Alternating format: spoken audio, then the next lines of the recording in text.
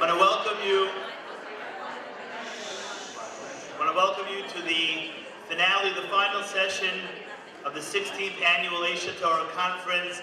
I think that we have all so far enjoyed an amazing and inspirational program. Am I correct? Speaker after speaker, presenter after presenter, shark after shark. This has been an amazing weekend. I want to thank you all again for joining us and participating. Without your presence, the weekend is not the same. You know, this summer, if we reflect back a little bit, somehow, unfortunately, it's too easy to forget, but the Jewish people, and more specifically in Israel, went through a very, very difficult time.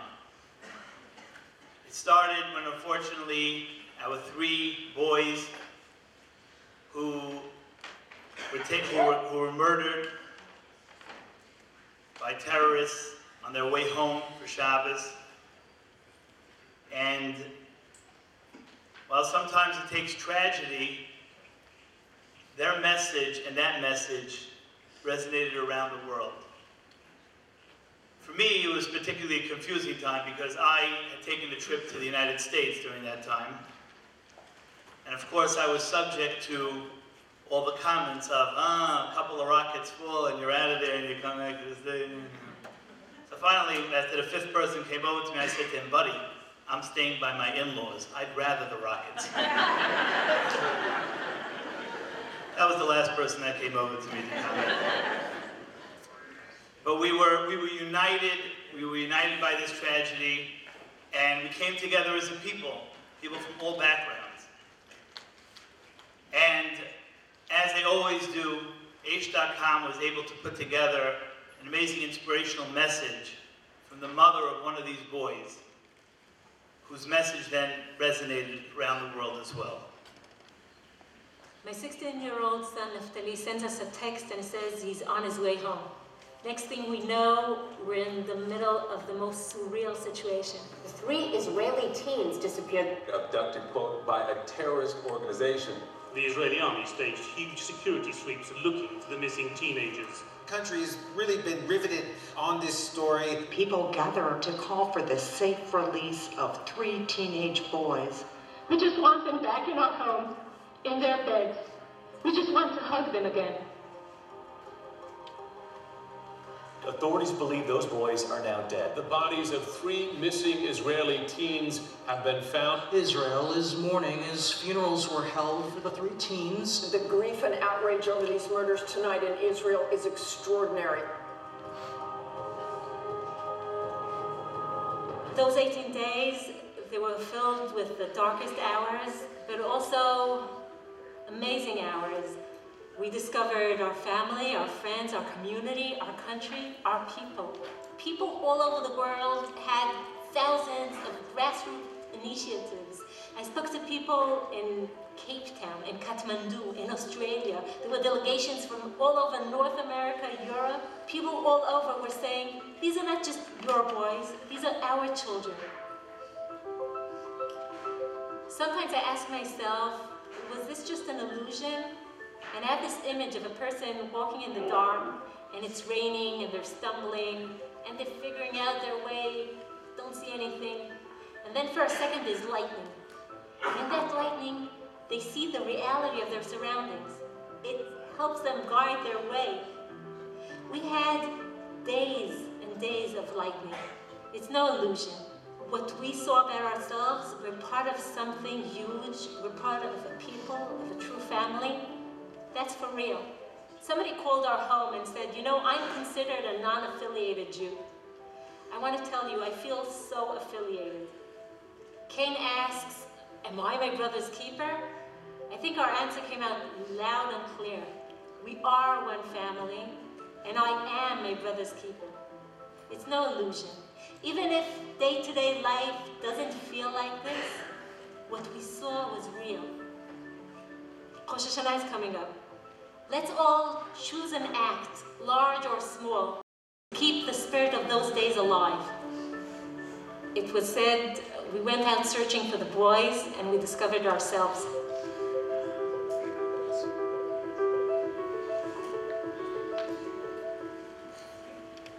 hard to forget. Today, I have the honor of introducing someone to you who, unfortunately, but also fortunately, has been involved in the most unfortunate of circumstances in Israel. This past December, Project Inspire organized a trip to Israel. The idea of the trip was a mentoring trip in which we brought what we'll call religious Jews from mainstream Orthodox communities to be partnered and to mentor students who have come to HaTorah for a short period of time and to develop a relationship with them. One of our trips, we bumped into one of the stars of Israel, sort of unexpectedly. We took our group to a counter-terrorist training camp and gave our participants just a little bit of an idea of what it means to prepare for the worst in Israel. On that trip, Steve Garr, who's sitting here to my right, was introduced to our group and asked us to gather round. And at that time, he addressed our group, and my colleague Yaakov Ginniger and I, we kind of looked at each other and we said, we got to bring this guy to address our people back at home. And we have that opportunity today. Steve is an elite soldier in the counter-terrorist unit in the IDF, whose passion for the Jewish people, for the state of Israel, really resonated within our group. And it is my honor and privilege to finally have that opportunity on this side of the Atlantic Ocean to introduce to you Steve Garr.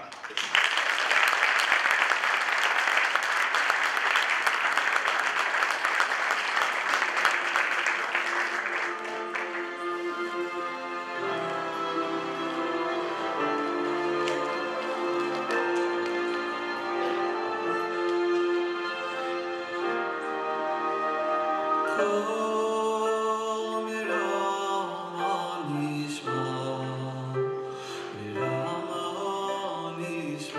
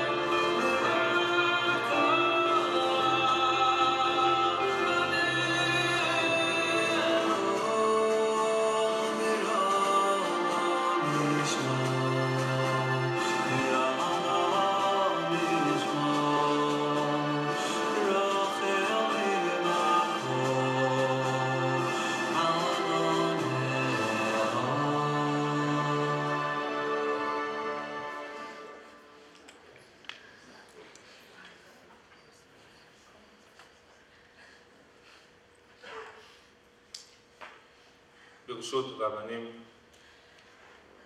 Torah scholars, distinguished guests. It's an honor for me to be here. Exactly 6 days ago, it was Monday, I was asked by my wife if I could go and fetch the kids in kindergarten. I was preparing myself to go when I got activated. My command center sent out a message that there was a terrorist attack 2 kilometers away from my home. By the time I got there, it was too late. We went into the command center to watch the footage of how the attack happened. This is a bus stop just outside the yeshiva I learn in. That's where I run a special needs program. In fact, at that bus stop is where my special needs students switch buses when they go off to work in the mornings. When we were watching the video, we saw how a terrorist took his car and tried to run over a young lady, Dalia. The car actually went onto 2 wheels because it hit the concrete protection that was in front of the bus stop. He wasn't able to hit her. The car then did a U-turn. Stopping on the other side of the road, the terrorist got out, ran holding a knife, and started stabbing Dalia. A passerby stopped to help. He was also stabbed. A security guard just up the road from this heard the commotion. He ran down. He was able to get off 3 bullets into the terrorist. But it was too late for Dalia, 26 years old. Tuesday, 5 days ago, 2 days before I left to come to the United States, we went to Tekoa to Dalia's funeral. The last newspaper article I saw in Israel had a picture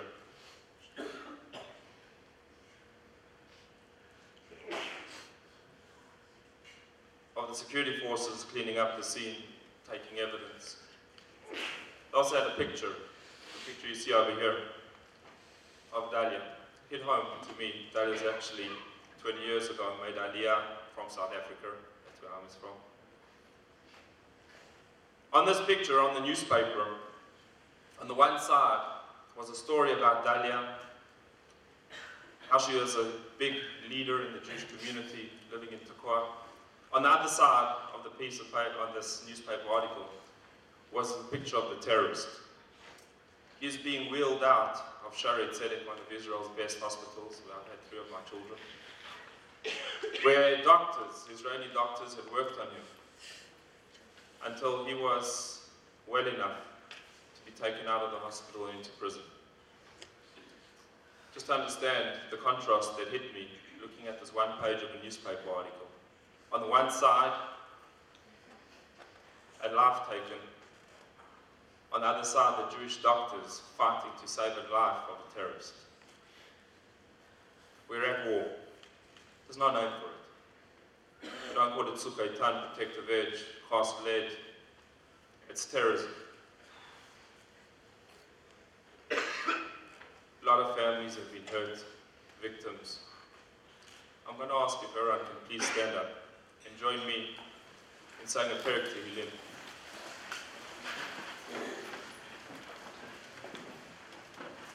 When we say this prayer to Tehillim, you can please have in mind and pray that Am Yisrael should know no more pain. That we know that with Hashem's help, HaKadosh Baruch Hu, we'll be in a good place. Please, every word we say, please think of the victims, think of their families, that Bezrat Hashem will take them from the darkness to the light. I've been asked many times, and I've asked the question to many groups, what is counterterrorism? It's amazing how Many people just cannot define it. It seems so simple.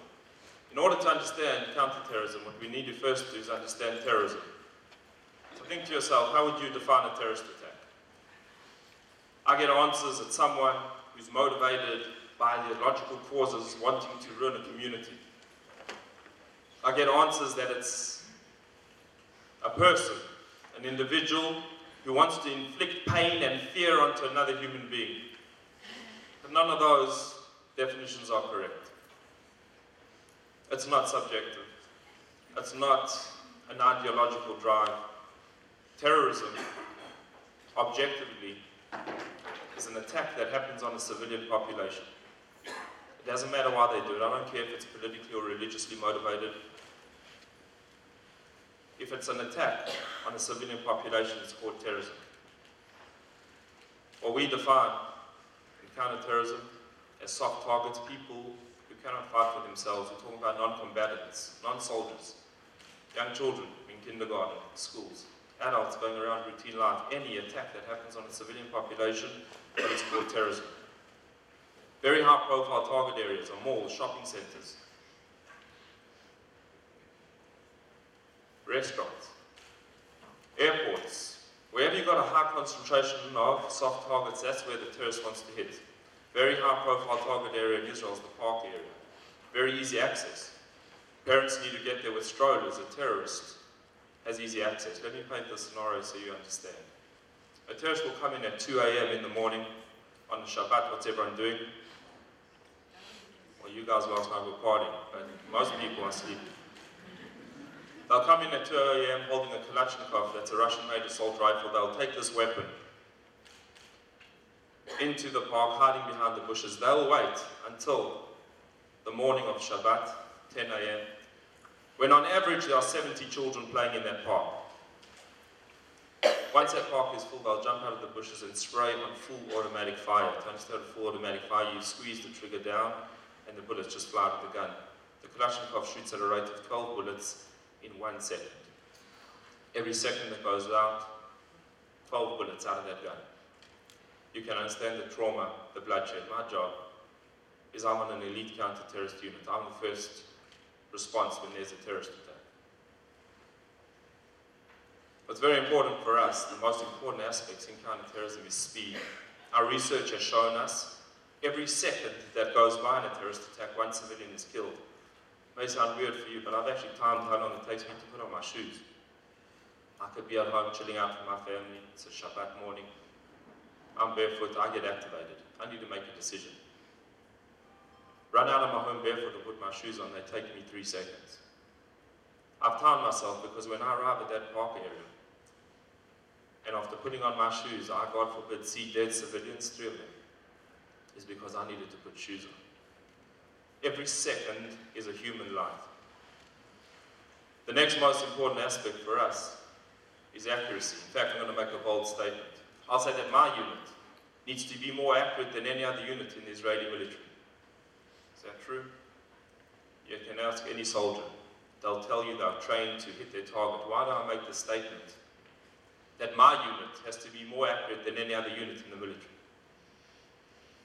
The reason is that if we miss, God forbid, it's not that I just don't hit the terrorist. We kill civilians. To understand, in the park area, standing around the terrorists are young kids. Behind the park area are apartment buildings. If I just spray bullets, I'm going to be killing civilians. A regular soldier, an infantry soldier, he misses his target, hits a tree, a rock. When I miss, we kill civilians. We have a saying in my unit, every single bullet has an address. That address is inside my terrorist and nowhere else. I want you to understand from our perspective, worst case scenario, is we've taken out a terrorist, but while doing so, I need to explain to people where I live how friendly fire, that bullets from my unit killed one of their children. And that's unacceptable. Now, what I just told you now are 2 aspects that are completely opposite. They're inversely proportional. When it comes to combat shooting, speed and accuracy never go hand in hand. The faster you shoot, the less accurate you are. You want to be accurate. I was trained as a sniper in the IDF. I had an incredible instructor. The first thing he taught me in sniper school is how to breathe. You exhale all the way until your lungs are empty. When your lungs are empty, you've got about a 3-second window period before you need to take that in-breath. When your lungs are empty, that's when you're the most stable. You see, when you hold your breath, you shake. When you breathe in and out, you move. A little movement causes a vector. The one thing true about the vector is the further it goes, the wider it gets. You want accuracy, you need to focus on your breathing. My instructor taught us with enough concentration, when you breathe out, you can actually hear your own heart beating. We are taught to shoot between heartbeats. A heart is a very powerful muscle. You shoot on a heartbeat, it will move just a little bit, you'll be off target. The requirement of an Israeli sniper is to hit a half a shekel coin, that's how, from about half a kilometer away. And I could do that. But my fastest time in taking out that coin was 19 seconds. I do not have 19 seconds in a terrorist attack. God forbid that is 19 children dead just for me to get off one bullet. We need different techniques. And that's why we have dedicated, specialized units. Units that are trained in speed and accuracy, units that can take out those terrorists. I work not only as in a counter-terrorist unit, I also work as an instructor at one of the best counter-terrorist academies in the whole of Israel. It's a privilege for me to work there. There in this counter-terrorist facility, we train special forces from all over the world, not only Israeli. We train police, military, private contractors, also special forces from all over the world. SWAT teams from the NYPD come to train by us. They want to know Israeli techniques in counter-terrorism. Techniques we've worked very hard on. Techniques we can be proud of in keeping our families safe. I'd like to go over some of the equipment that I have with me, just to understand how I'm prepared and what the soldier in my unit has got with him. This is the counter-terrorist facility I work at. This over here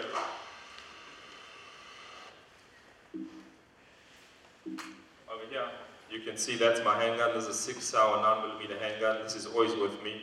This is my primary weapon. That's my secondary weapon. My primary weapon we got over here is an M16. It's an American-made gun. It's actually a modified one. This is an M4, which is a shortened version of the M16. These two weapons are with me all the time. Wherever I go, I'm always with those weapons. This knife is a tactical knife. That knife is with me the entire time. It's in my vehicle. I have a bulletproof vest.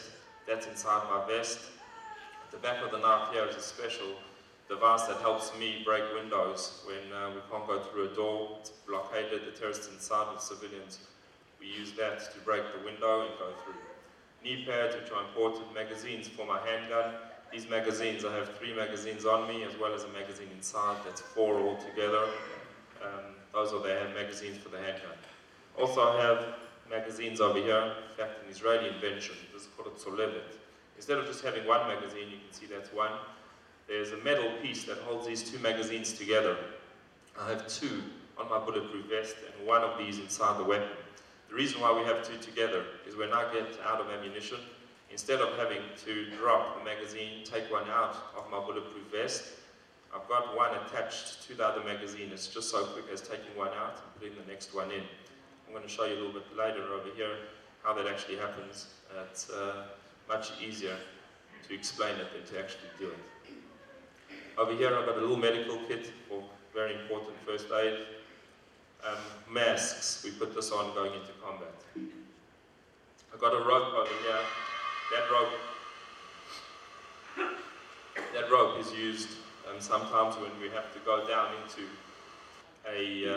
going through a window, and that rope is there to instead of going through a door, to help us in an apartment building getting to that terrorist. Over there, this is the device that goes on top of my weapon. I put it onto the barrel, and that shoots out rubber bullets. Next to it is a stun grenade. Throw this into a room before I enter. It makes a huge explosion. It doesn't kill anybody, but it could burst eardrums. It will definitely put the terrorist and whoever's in the room into a daze. For 3 seconds, they'll be unable to react. And that gives me the opportunity to come into the room and take out that terrorist. This is my helmet, and this is my camouflage over here. What we're going to show you in this next clip is me getting into position. I put this in slow motion. I don't have a bullet in my gun, not loaded. My magazine's inside. What I told you is speed. Now, we only shoot from a static position. That means we don't run and shoot. I'm sorry to disappoint you. Because I know you've seen in the movies people running and shooting, yes? Not only that, they dive through the air. And while they are airborne, they shoot at the target. They shoot them right between the eyes. Guys, you should know, I'm very well trained. I thought I got this. I went onto my shooting range, I took a dive and shot on the target. What happened? I fell on my face, that's about it. From a static position, like you see me in now, from the position that I'm not ready to shoot, fingers off the trigger, to load a bullet and shoot, a regular soldier will take 3 seconds to get off an accurate bullet. The requirement in my unit is the first bullet has to come out in under a second. I'm not trying to say that I'm better than a regular soldier, I'm definitely not. Every unit has a mission, has got objectives. Mine is speed and accuracy. I'm able to get off a bullet under a second rather than 3, because then I can save 2 people's lives. Having a look on the top over here, you'll target and look for the right target over there. That's 0.95 of a second. I don't know if you're able to make out that little dot in the bullseye over there. Under 1 second, this is from 15 yards away, able from the moment to get into position. Speed and accuracy, it's a technique we have. That technique is very, very fast. It's a technique that we have to use. What you see over here is me changing the magazine. There you can see the change of the magazine happening, putting the new one in, going down, making myself a smaller target. I changed the magazine in under 2 seconds. From the moment I felt that there wasn't a reaction to my trigger, till the next bullet has to be under 2 seconds. It takes a regular soldier 3 seconds to lock onto a target. If I can change my magazine under 2 seconds, I can get out that terrorist before he can get me.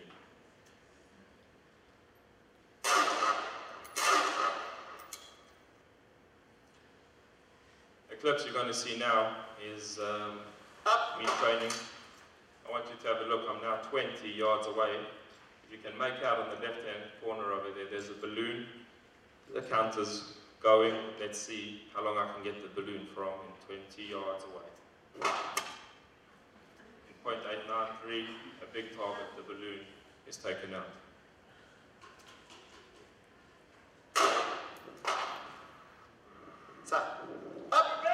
This is moving between weapons, showing you out of ammunition, changing fast, getting into position, moving from my weapon into my handgun, and taking out the terrorist.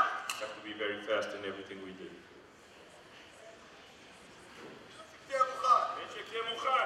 This is my commander. His name is Colonel Sharon Gata, colonel of an elite force. He's also the commander of my training facility. Here he's going through, he's a tough man. He's putting me through some training, making sure that I'm in the right position. You'll see a little bit of us training together.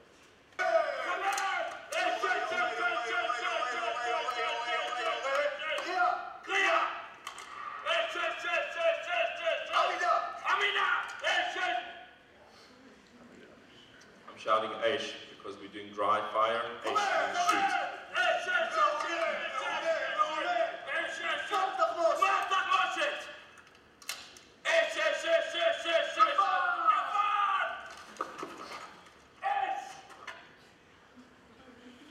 See the targets we train with. We have targets of terrorists as well as targets of civilians. This is us going through urban combat.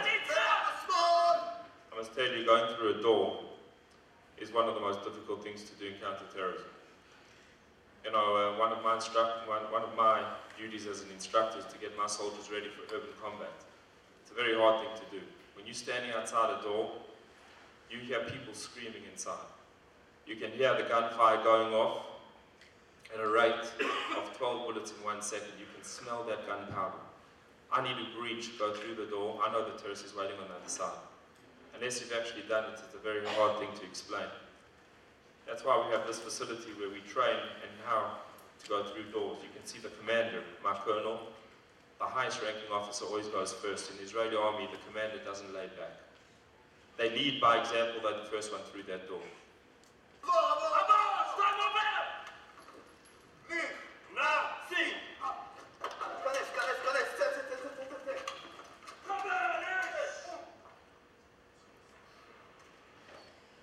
Looking from the other angle, you'll see us coming from the front now. It's very important we don't expose any of your body. Guys, it's so important that we support each other. That we help out one another. Checking the corners, going through. You can see over here how we train. I know you've probably seen different on the CNN and the BBC that elite units love killing innocent Palestinians. I want you to see how we train on my shooting range. We've got over here an Arab farmer. There's a man holding a pitchfork, another Arab over here. He's holding a gas canister. We don't shoot them. In fact, if one of us would touch this, we'd be kicked off the unit. If one of us would kill an innocent civilian, that doesn't matter if they're Muslim, Arab, Jewish, Christian. If one of us would kill an innocent civilian in combat by mistake, this man over here, the colonel, has told me it's his mission to put us in prison. I've got 4 children. I will sit in jail if that happens. The terrorist over here is holding a gun. He's obviously taken out. The civilians are not touched. The final clip you'll see over here is me taking out a single terrorist, starting from 15 yards away. What you're looking for, this is with live fire. You're looking for accuracy, a grouping of bullets. This is the final clip.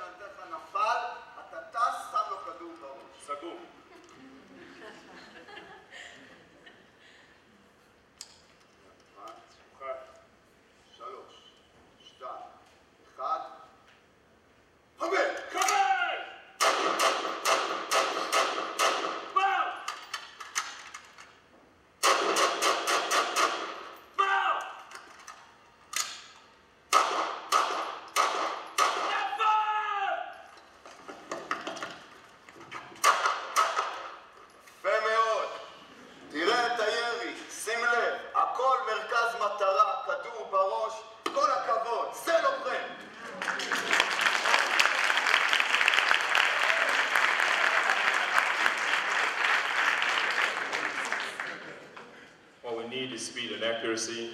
Most importantly, you do not want to upset the colonel.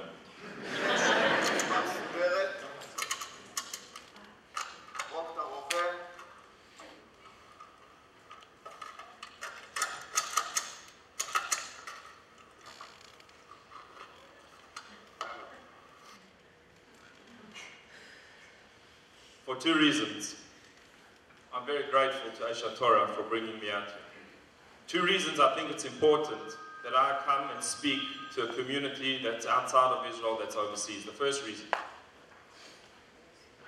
is that I believe there should be no gap between the Jews living in Israel and the Jews all over the world. I think we should understand one another. And when I came to visit here a couple of years ago to the United States, I didn't want to go to the tourist places. I want to understand the Jewish communities. I spent a Shabbos in New Square.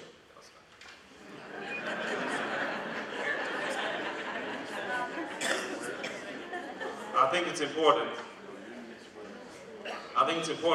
to understand Israelis. You see, for Israelis, counterterrorism isn't a game.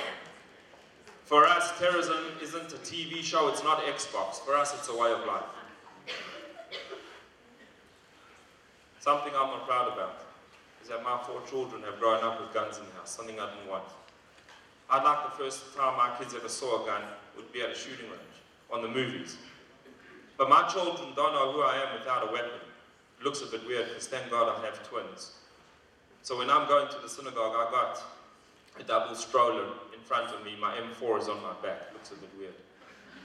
The only time I don't have a gun on my body is when I take a shower. I've got a little safe next to my shower, I put the weapon in the safe. When I come out, I take it out again. When I go to sleep at night, my weapon that you saw is under the pillow of my bed. I don't have time when there's a terrorist attack to go and fiddle with the safe. I grab my weapon and I run out of the house as fast as possible. I want you to know it goes down. It's happened many times. That I'm sitting down with my family for a Friday night meal. My house is awesome. Everything's in white, the white tablecloth, the Shabbat candles. There's a beautiful smell, freshly baked challah. My children are quiet for the first time the whole week. We party Friday night. They love it. We sing Shalom Aleichem, which welcomes in the angels, and now I've got a custom. As we all do, I go to each one of my kids. I put my hand on their head and I give them a blessing. I always start with the oldest. As I begin his blessing, I get activated. There's a terrorist attack. I don't have time to finish his blessing. I don't have time to go to each one of my kids and tell them how much I love them. I grab my weapon and I run out of my house. You know, my kids have stopped asking me where I go. I cannot tell them where I go. I cannot tell them what I do. I just tell them that Am Yisrael's in danger. And their daddy, their tati, had to go help. When I get back from the terrorist attack, my kids are all asleep. My wife is waiting up for me. She knows what I do. She knows that there are only two alternatives. She knows it's either me coming through that door, or God forbid, she knows that a uniformed soldier will come to that door. His job, his unit, is responsible for informing families that their husbands, their sons, their fathers are not coming home. Each time I open the door after a terrorist attack, I come into my home, I can see the relief in my wife's eyes. That it's me and that I'm safe.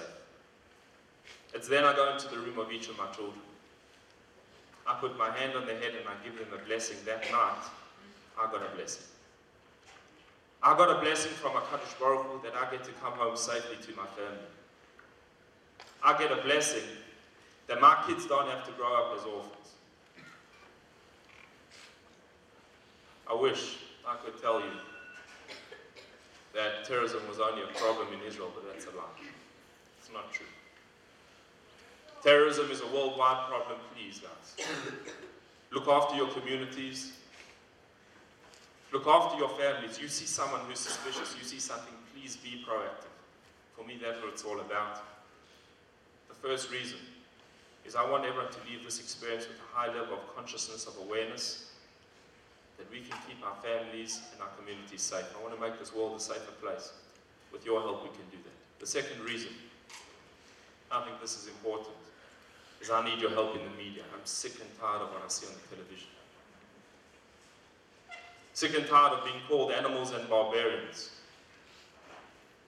I want you to know that we do this, I do this, not because I'm filled with hate. Because I'm filled with a deep, deep sense of love. I love my country. I love the people who live there. And I love the people who come and visit. You see, I don't really care what's written in any of your passports. It's just a piece of paper. You should know this very clearly. Your home is in Israel. It's been our home for many generations. I've got a principle. When a Jew comes home to learn Torah, when a Jew comes home to learn about their heritage, to go to the kotel, to go to a mall or restaurant, I don't care what they do. When a Jew comes home, they should feel safe. Because if you're not going to feel safe in your own home, then where would you feel safe? I wish I could tell you the terrorists I've encountered are also motivated and driven by a sense of love. I don't pretend to know what happens in someone else's heart. But the impression I get, the terrorists I've encountered, there's no love. You saw in the beginning, the Fogel family. 2 terrorists broke into a house on a Friday night, the Shabbat, with a knife and massacred the family. They managed to escape into a nearby Arab village. There they were so proud of what they did. When they reached the Arab village, they showed everyone the knife they had used, the blood on their hands. There in that village, we had a secret undercover agent. He was there a couple of weeks. He heard what they said. He verified the information. He gave us their location. In a sting operation, we went in and arrested these 2 terrorists. we took them back to the Fogel family house. You know why we took them back there? We wanted to see how we failed. It's my job. My unit is responsible to make sure that families can go to sleep at night and their children are not afraid. I wanted to know how my unit allowed a whole family to be massacred. We wanted these terrorists to reenact the attack. Do you think they wanted to cooperate with us, show us what they did? They were so pleased. In fact, they wanted to show us every detail of what they did inside that house.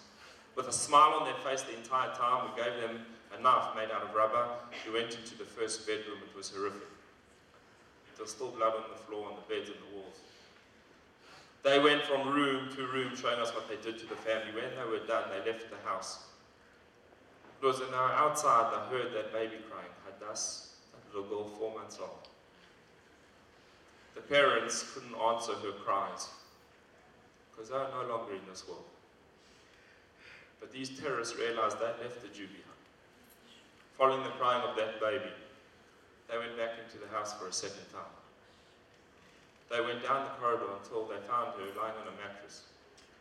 The second terror showed us how he held the little girl still so she wouldn't move. When the first one took a knife and split her throat. Now turn on the television and they say that I'm a barbarian, I'm an animal. And what do they call these terrorists? Freedom fighters, victims. Guys, please, take a message back to your communities, be ambassadors. We're not animals, we're not barbarians. You want to know a little bit about me? Yes. I'm on an elite counter-terrorist unit. I'm also privileged to be an instructor on one of the best counter-terrorist facilities in the whole of Israel, but I only work there part-time. In the mornings, I run a special needs program. I believe every single Jew should have the opportunity to come and learn in Israel. I've got students with Down syndrome, autism, very few yeshivot could accept them. We opened up a special needs program, Darkeni, that allows men and women separately that they can come to Israel to learn Torah for a whole year. That's what I do in my mornings. In my afternoons, I'm in Kollel. I've been in Kollel for the last 6 years doing smicha. I've written most of my exams. I'm finally learning Chuppah Kiddushin, how to marry people. It's a positive topic. I want you to know what kind of person I am. Number one, in this world, I'm a husband. Number two, I'm a father of 4 beautiful children. Number 3, I'm an educator. Anyone who knows me will tell you that I'm gentle, but I'm gentle to a point. You see, if someone will put my family in danger, and when I say my family, I'm talking about the people sitting in this room. When I say my family, I'm talking about Am Yisrael. If someone will put my family in danger, you need to know, number 4, I'm a combat soldier. And I will protect that which I love, that which I care about. That doesn't make me an animal. I'm not a barbarian. That makes me a person who cares.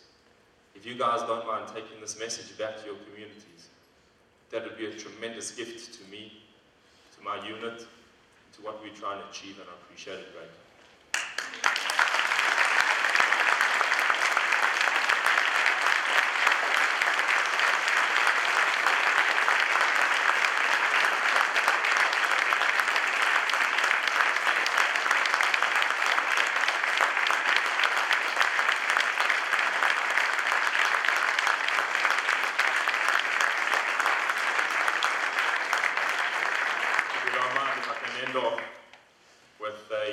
Personal story that happened to me. It was when my oldest son, Gabi, was going to school for the first time, first grade. I don't know if you guys remember this. It happened a while ago. He was so excited. He didn't sleep the whole night.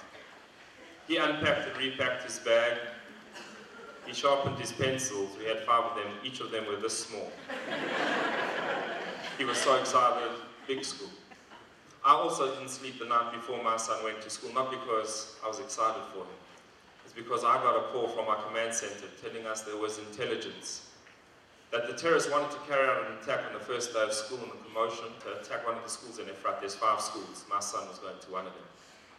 You can ask any Israeli soldier, they know the term. It's called Laila Lavan, a white night. We stay up the whole night going through all the equipment you've seen there, oiling and cleaning it. And then once it's oiled and cleaned, we do it again. I went through every single part of my equipment to make sure it was ready, and by the time I'd finished, the sun was rising. I do what I do every morning. I went to pray to Hashem. This time I gave an extra prayer. That Hakadosh Baruch Hu should look after my little boy at school, and that he should look after the security forces. I then took my son into school. As we got into school, I see they had called the elite units. I trained some of these elite units. And as we get closer to the school, I see a man holding a micro Uzi. This is a man that I trained at caliber 3.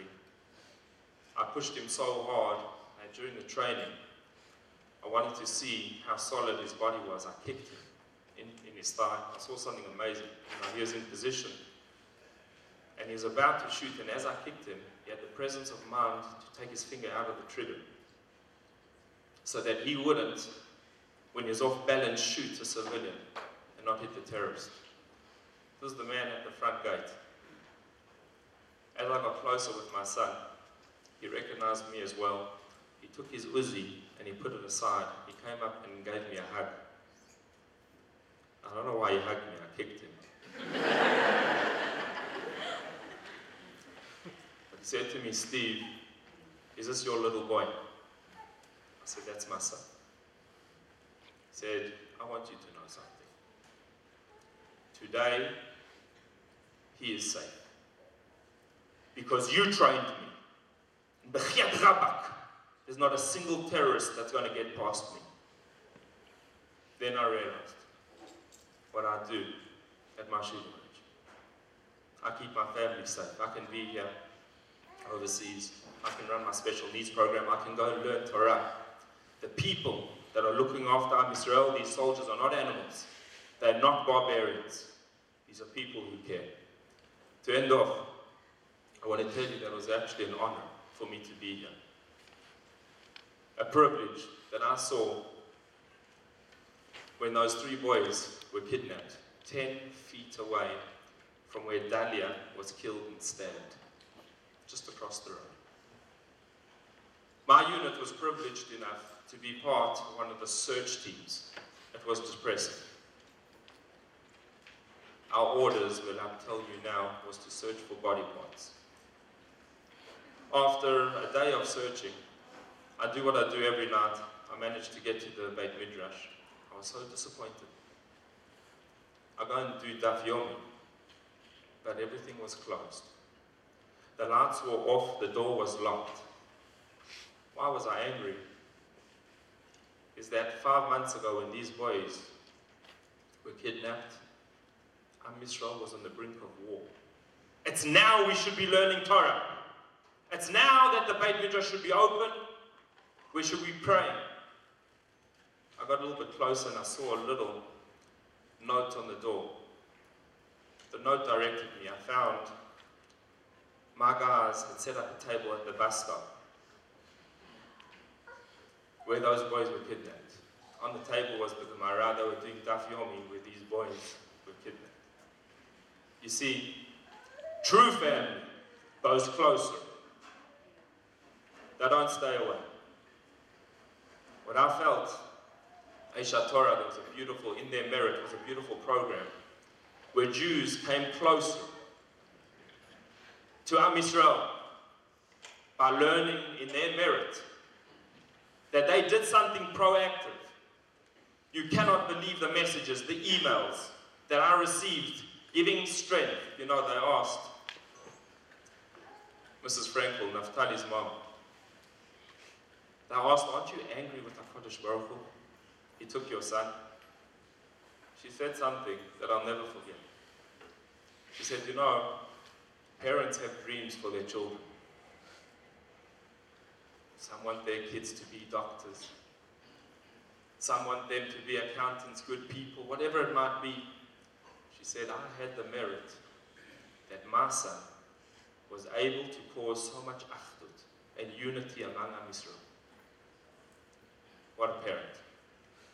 Guys, this is what I feel about being over here, spending a Shabbat with all of you, leaders of the Jewish people, Rabbanim, people that are inspired, are motivated, not to just sit back, but to be proactive in your Yiddishkeit, being proactive in making this world a safer and a better place. It was an honor for me being here, and I want to say thank you.